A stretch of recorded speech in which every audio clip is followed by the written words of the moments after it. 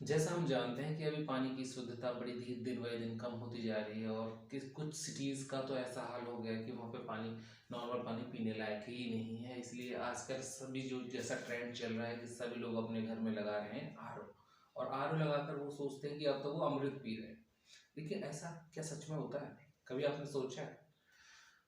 तो हमें चीज़ें यूज़ करना, कंपनी से हम कोई चीज़ लिया, हमने ऐड देखा, हमने दूसरे लोगों को देखा कि वो आरओ से पानी पी रहे हैं, उन्होंने लगाया तो हम भी अपने घर में आरओ लगा लेते हैं। बस यही होता है, हम लगा लेते हैं और उसे पीते रहते हैं और सोचते हैं कि पानी बहुत शुद्ध पानी पी रहे हैं हम।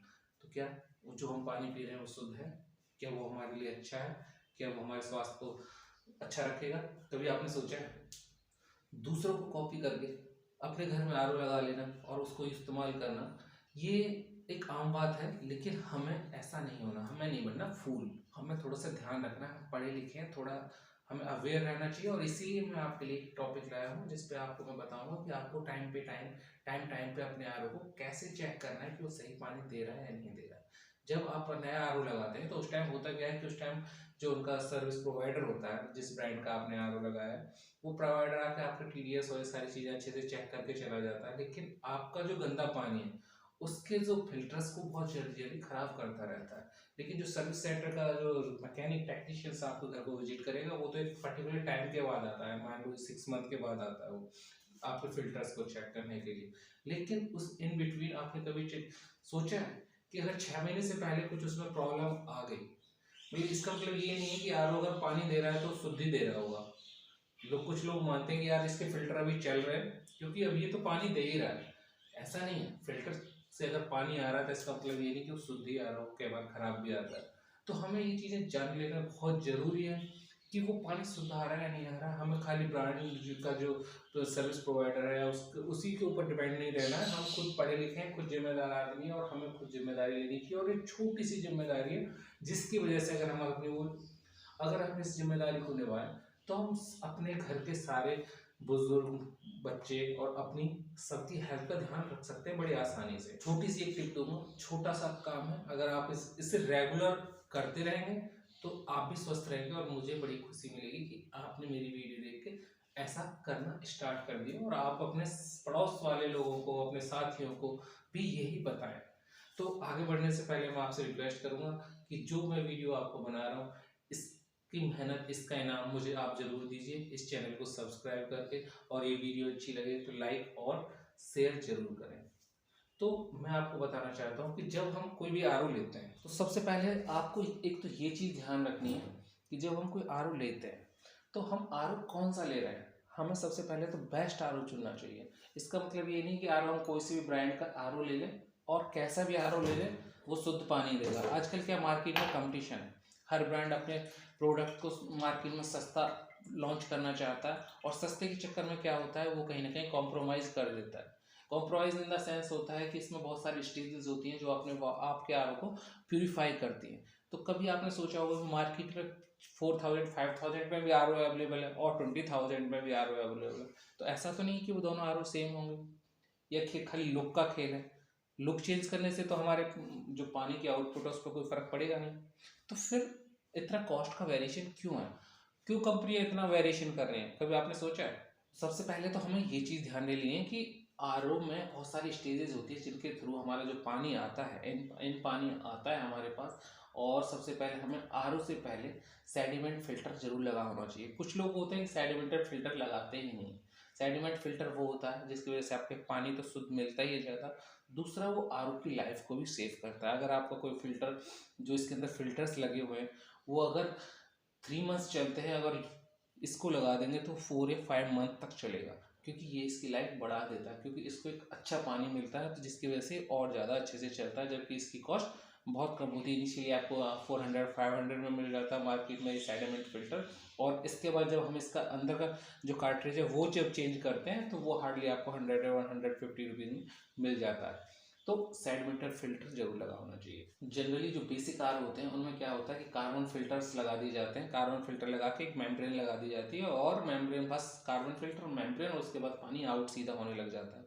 और लेकिन आपको ये जरूर ध्यान देना चाहिए कि आपके आर में यूवी हो। यूवी मतलब अल्ट्रा वायलेट प्रोटेक्शन होना चाहिए। जो पानी में बहुत सारे कीट और जो जर्म्स रहते हैं उनको मारने के लिए यूवी प्रोटेक्शन रहता है, वो किल कर देता है उनको वहीं पे। तो यूवी प्रोटेक्टेड जरूर होना चाहिए।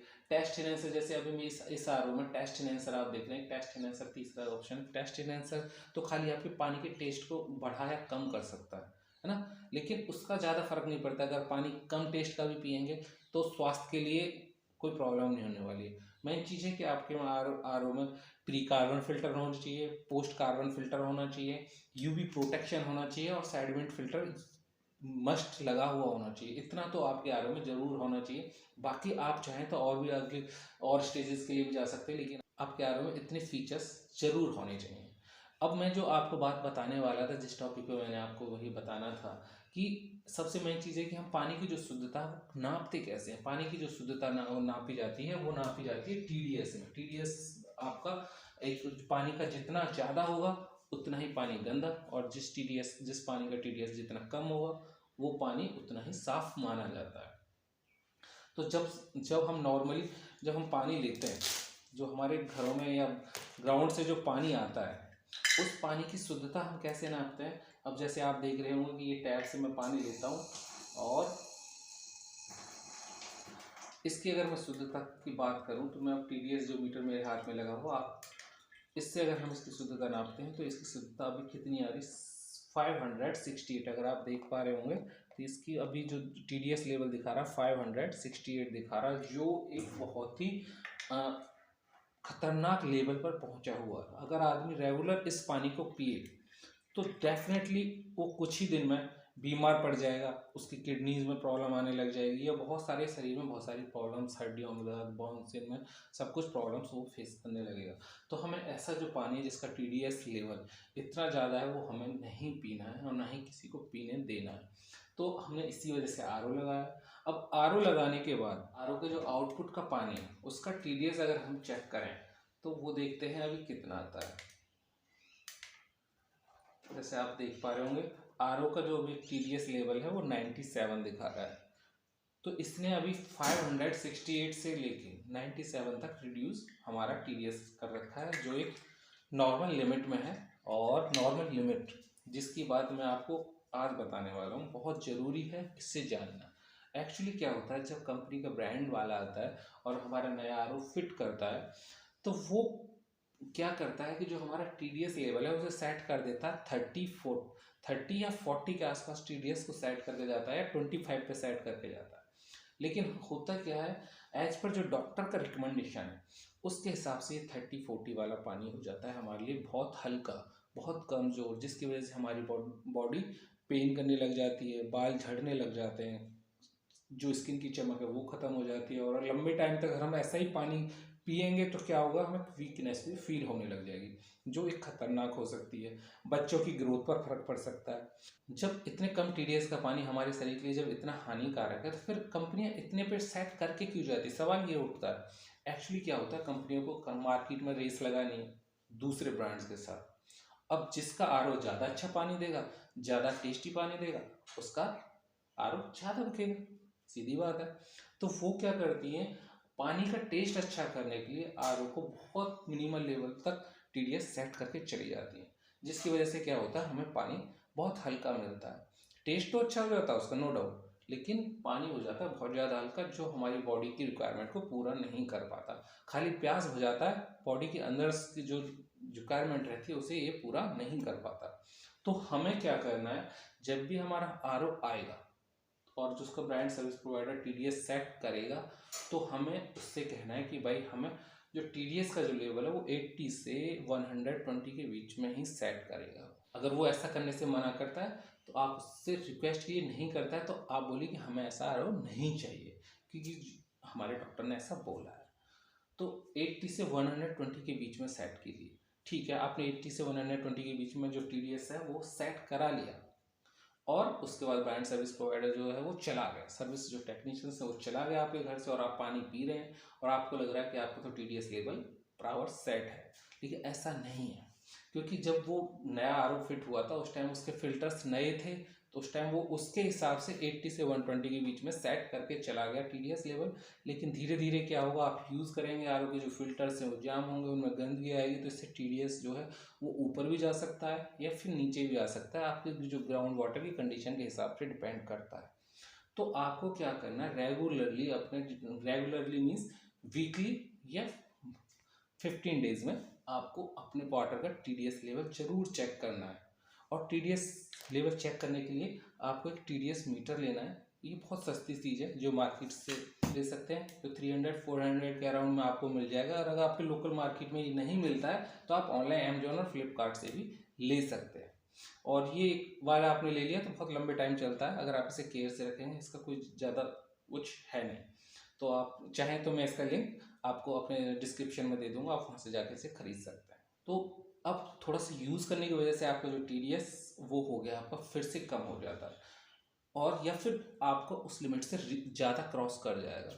तो आपको टाइम टू टाइम आपको चेक करते रहना है। अगर आपका लिमिट इससे ऊपर नीचे जाता है तो आप अपने ब्रांड के सर्विस प्रोवाइडर को कॉल कीजिए और उससे बुलाइए कि भाई हमारा जो पानी का TDS है वो बियॉन्ड लिमिट जा रहा है, हमें उसे रीएडजस्ट कराना है।